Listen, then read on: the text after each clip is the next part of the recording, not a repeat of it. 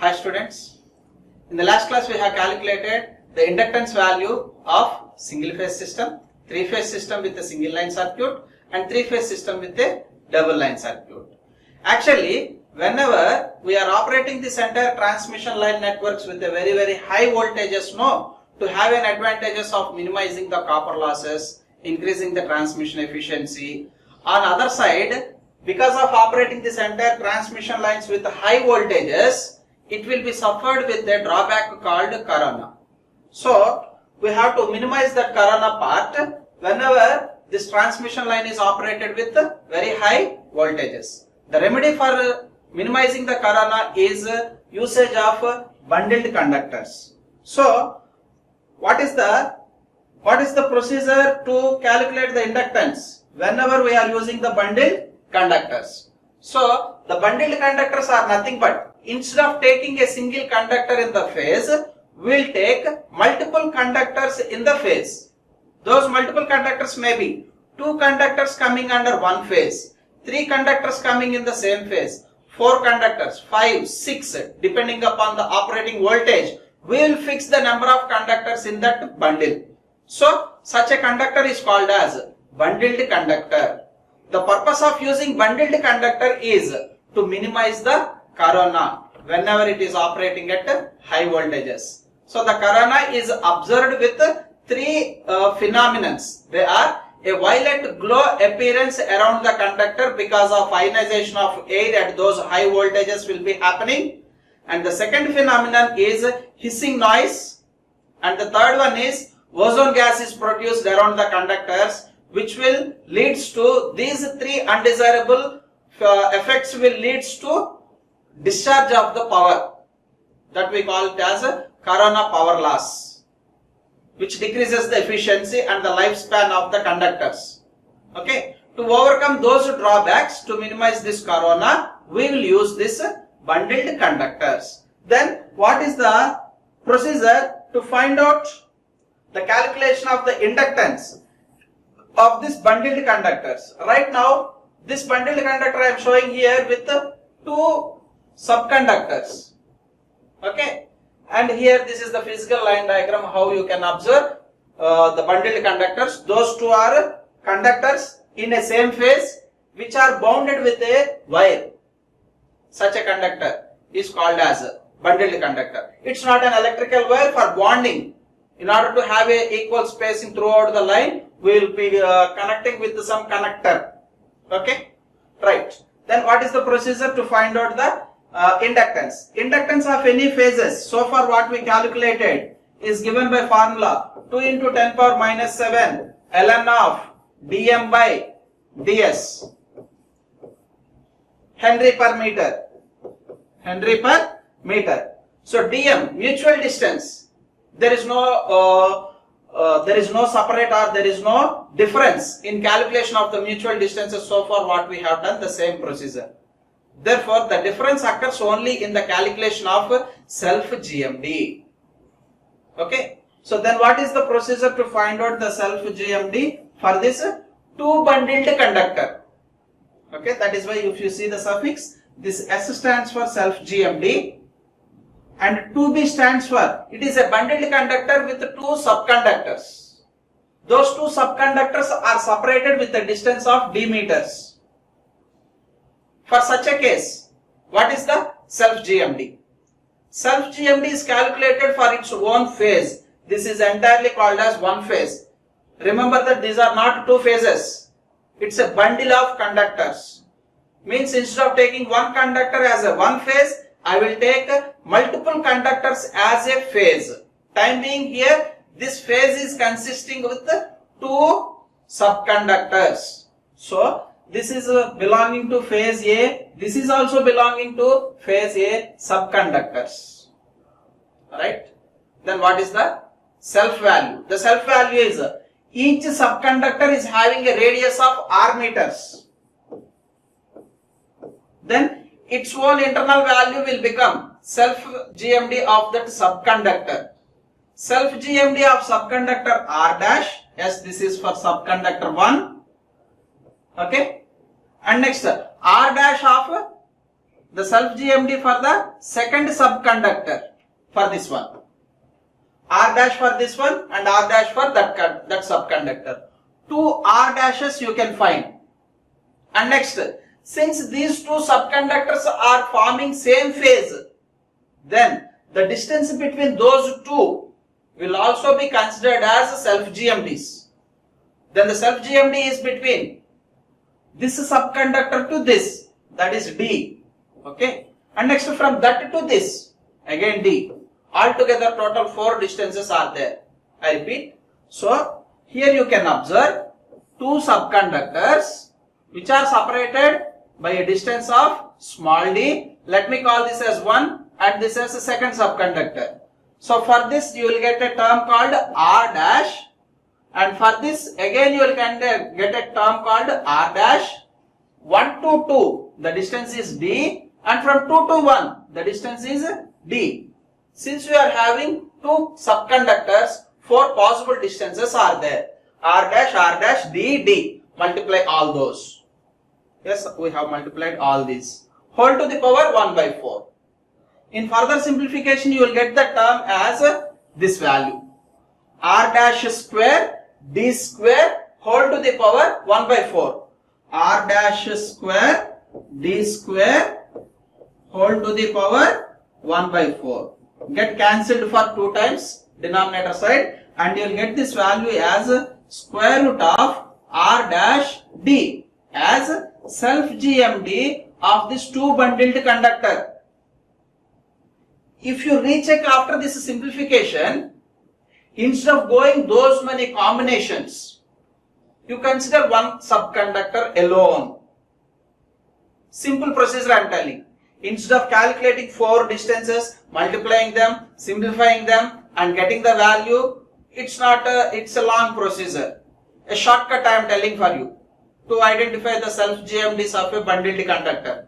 That shortcut is, consider one subconductor, any one subconductor.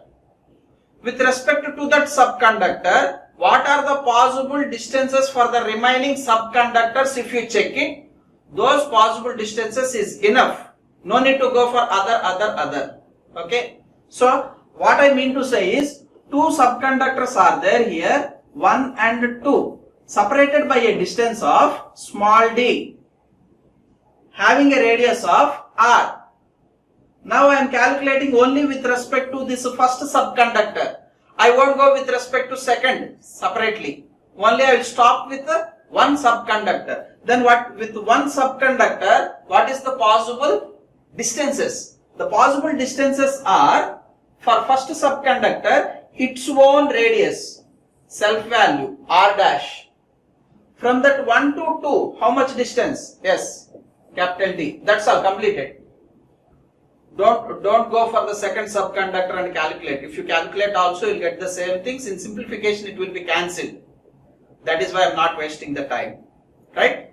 That is why we are getting whole to the power 1 by 2. Whole to the power 1 by 2 is nothing but square root. Like this, if you extend our concept towards the third 3-conductor based bundled conductor, 3-conductor based bundled conductor, like this. This is subconductor 1, subconductor 2, subconductor 3. All these 3 subconductors are separated at a distance of small d. This is our assumption. And all the subconductors are having a radius of r. As I told you, select one subconductor only. Talk with that subconductor. Identify the distances of the remaining subconductors with that selected one. It is sufficient. So no need to go for second one and third one. So with respect to this subconductor, I am writing the distances. Yes, the possible distances are, for this its own radius r dash is there. And next, with respect to 1, how far this second one is separated? Second one is separated with the distance of d. Multiplication. And next, with reference to this same one, how far do that third subconductor was separated? The third subconductor was separated with again a distance of d. Total 3 distances. 1, its own radius r dash. and the remaining 2 are with respect to second subconductor and with respect to third. Okay, so total 3 products are there, whole to the power 1 by 3. Yes, the same thing here I have written. Actually, what to do? We have to calculate. With respect to 1 it is completed. Similarly, with respect to 2 you have to do it. What you will get again? R dash of this second one multiplied by 2 to 1 D, 2 to 3 D. Means the same 3 distances you will get for second one. Total 6 distance. 3 and 3, 6. Again, for the third subconductor you have to do it. What it is? Self of this R dash.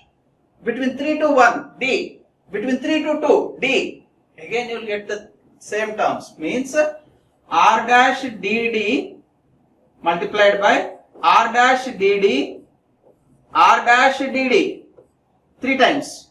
Because I have written for 3 subconductors separately. Whole to the power. How much value it is? Total how many terms? 9 terms. 1 by 9. If you simplify it, no. What is this? R dash D into D whole to the power 3. 3 times repeated. So 3 into 1 by 9. Nothing but 1 by 3. That's what we have written here. So instead of wasting the time, our simple notation is we will select one subconductor. After selecting one subconductor, we will see the possible distances with respect to that subconductor alone. Okay. So this is the way how to calculate for the 3 subconductored bundle conductor. And next, if this is the physical diagram. Outside you can observe like this.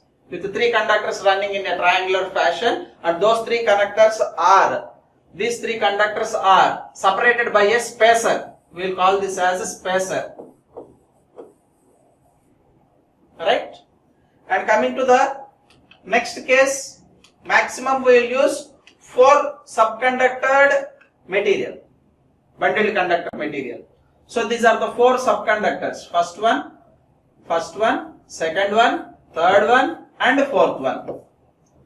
Physically, in the real time, you can observe all these 4 conductors. First one, second one, third one, fourth one. And these are the 4 different conductors separated by a spacer. Separated by a spacer. Then what to do here? Actually, 4 terms you will get with reference to subconductor 1. 4 more terms you will get with reference to subconductor 2. 4 terms for 3. 4 terms for 4. Altogether total 16 terms you will get. 16 distances you will get. Those 16 you have to multiply it. Whole to the power 1 by 16 you have to put it. Instead of having those that much length, long length calculation, I am simplifying for you. No need to calculate the subconductors separately. Select first one. Yes. Among 4 bundled conductors, I took one as a reference. And I know that these are placed at the corners of a square. So that this is a D, 4 Ds. Okay. Let me have a spacings between the subconductors, taking one into consideration. Then what are the subdistances? They are nothing but first one R dash due to its own subconductor from 1 to 2 distance D, 1 to 3. Yes, you can observe this was the distance with the root 2 into D as a diagonal. Then the distance is here root 2 into D. Next, 1 1 means R dash, 1 2 small d, 1 3 diagonal value root 2d, 1 4 small d. Total 4 distances are there as R dash S, next small d S, again small d S, and the diagonal part root 2 into d. It's not root 2d, it is root d, I think. See here, hypotenuse square root of d square plus d square, it is square root of 2d square, that is root 2d. Yes, here I have forgotten, this is root 2, correction is there into d. Yes, this much value will get. Okay, So then what is the self GMD? The self GMD of a 4 bundled conductor, it is equal to R dash of its own, D into D with respect to second and fourth subconductor, and diagonally we will having a term called root 2D whole to the power 1 by 4. Once after getting this, you can substitute in the denominator, you will get the overall inductance as 2 into 10 power minus 7 ln of dm by ds4b, Henries per meter. Like this we can calculate the value of the inductance even for a bundled conductors also, right? So up to here we discussed the inductance calculations for single phase, 3-phase single line circuit, unsymmetrically spaced, symmetrically spaced, with the transposition, without transposition. And also we calculated the inductance for a 3-phase double line circuit. We extended our discussion of this single inductance calculation for a bundled conductors also. Okay. So up to this part we completed 50% of our first unit, that is inductance. And the remaining 50% is the third one. Third parameter in the transmission line constants. They are, what are those 4 parameters for transmission line constants? They are resistance, inductance, capacitance and shunt conductance. So right now we completed the resistance and inductance. I am going to discuss now the capacitance of a transmission line. Okay. So coming to the next, that is capacitance. Yes. Capacitance in a transmission line. In general, what is the definition of a capacitance? Capacitance is defined as the charge per unit voltage. The charge per unit voltage is called as capacitance. C is equal to Q by V, whose unit is farad, where Q is the charge in coulombs, V is the voltage between the charged plates, whose unit is volts, and C is the capacitance in farads. Then the capacitance, mathematically we can give the charge per unit voltage. C is equal to Q by V. Yes. Once obtaining this capacitance in terms of farads, we will convert it into ohmic value. Ohmic value we can convert by using formula XC is equal to 1 by 2 pi FC, where F is the operating power frequency in terms of 50 Hz. So XC is equal to 1 by 2 pi FC. It was converted into ohms. Okay. Next, from the calculated ohmic value XC operating with a voltage of V, we know that there will be a current in the capacitor. In general, if two conductors are running on a transmission line, those two conductors will be having its own potentials. Then we can observe the potential difference between that conductor A and B as VAB. And these two conductors acts as two plates with the potential difference applied across them as operating voltage V, which is equal to VAB, and A as dielectric. Then we can observe some capacitance property. So the same thing electrically we will represent that as with operating voltage of V volts. This is the transmission line and this was the capacitance between these two conductors. So even though this receiving end side is open circuited, still this capacitor draws a current, leading current. Sometimes we call this as charging current or leakage current. This charging current IC is due to the voltage of V and against a capacitance of C farads. Then what is that IC? IC is equal to the charging current, which is equal to V by XC. That is V into 1 by XC is 2 pi FC, amperes. Amperes. That is, the charging current magnitude depends upon operating frequency, operating voltage and capacitance that was existed in the transmission line. The transmission line, once it was operated, it will give the, we will inject with the constant voltage. V is constant. Operating frequency is also constant. Then the charging current depends upon capacitance C. the magnitude of this capacitance which is occurring in between the conductors is depending upon, it is directly proportional to length of the transmission line. For short transmission lines whose length is less than 80 kilometers, for these short transmission lines, the capacitance magnitude is very small. If I say that capacitance value is small, its directly meaning is charging current is very small, can be approximated to 0. If the current is 0, then I can consider that element to be open circuited. That is why in our electrical representation of a transmission line, in series we will place the resistance, inductance of that conductor, and next, if at all if there is a capacitance effect, it is formed with a shunt branch. For short transmission lines, since the length is very small, the capacitance value will also be small.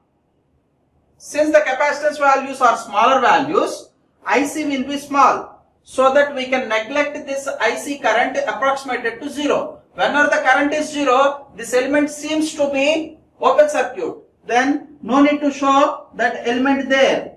We can simply open circuit it like removing that element. Capacitance effect is not there in the transmission line whenever it is represented with the short lines.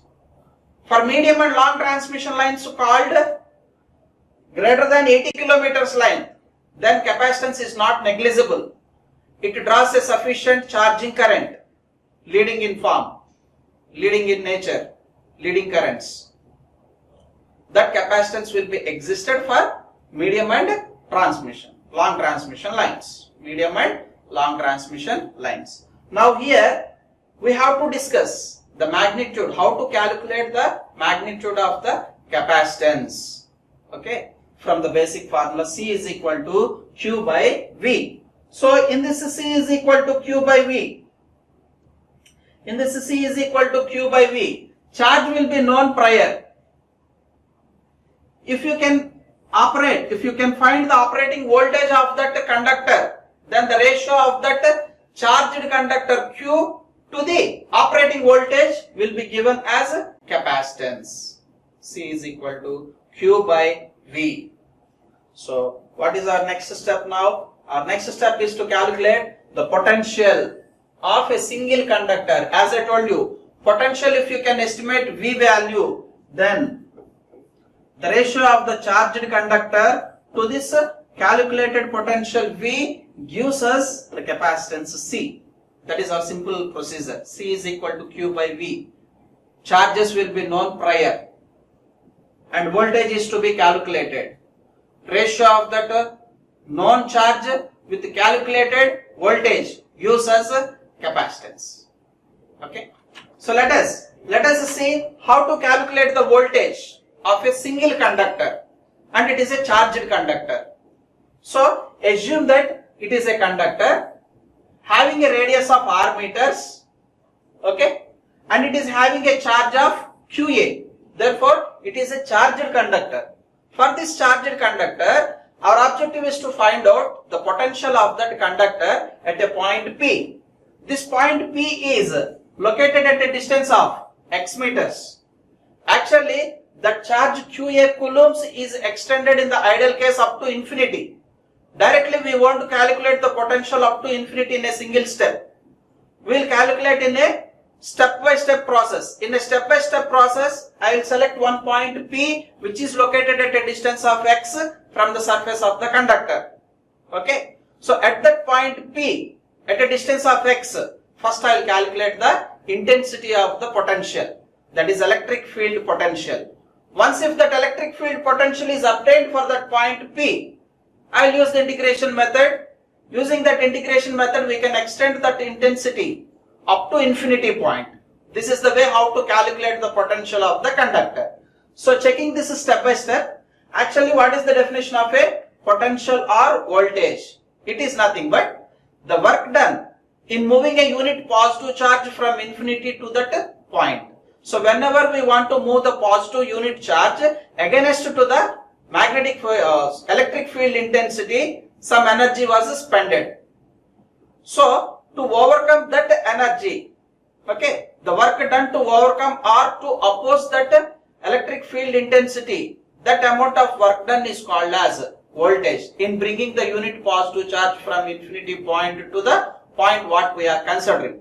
So the work done in moving a unit positive charge from infinity to that point is called as voltage. Means to find out the voltage, one should know the value of electric field intensity. So our first step is now to find out electric field intensity, right? Capital E, whose unit is volt per meter. Okay. Then as per the electromagnetic field theory, in electrostatics concept, we got Ex, electric field intensity at a distance of x meters, can be given as charge Qa by 2 pi epsilon x, where this epsilon is called as permittivity.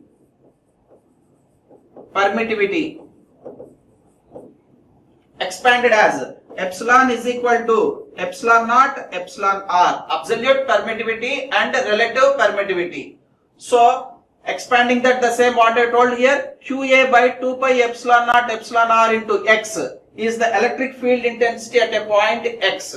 Okay, so epsilon r being this as air, outside of the conductor means it is air. For air, the relative permittivity epsilon r is equal to 1. Therefore, epsilon r we placed it as 1. Obtained value is Qa by 2 pi epsilon naught x. That is E value. To get voltage V, second step is to be done. That is potential difference or voltage using integration method. What is that voltage? Voltage of this particular conductor is nothing but integrate the magnitude of intensity with respect to dx within their limits. What are the limits? Surface of the conductor, that is from R extended up to infinity. Then we'll write this as R to infinity. The same you can observe here. Voltage VA is equal to integral R to infinity. The Ex available. What is Ex available in the previous first step? It is Qa by 2 pi epsilon naught x dx. In this value, Q by 2 pi epsilon naught is constant brought outside, integrated with 1 by x dx and simplified to get the voltage of the charged conductor. Then the voltage of the charged conductor will be in the form of VA is equal to Qa by 2 pi epsilon naught integral R to infinity 1 by x dx. In the next class, we will see how to identify the potential of the same charged conductor. Instead of locating it as isolated, it will present in a group of conductors like this. The same conductor A, now it is presented in the group of conductors in between B, C, so on up to n number of conductors. If at all, if there is n number of conductors, how to write the potential of that conductor A whenever it is present in the group of conductors will be discussed in the next class. In the same way, we can write the potential of conductor B also in the same group. Like that, whatever the conductor, if you want, you can write the potential of that conductor whenever it was located in the group of conductors. The difference of those potentials, if you take it, we will get the potential difference VA minus VB, called as VAB. Then the capacitance between the two conductors can be calculated easily by taking the ratio C is equal to Q by V. This is the fundamental formula for the capacitance. Will be discussed and continued in the next class.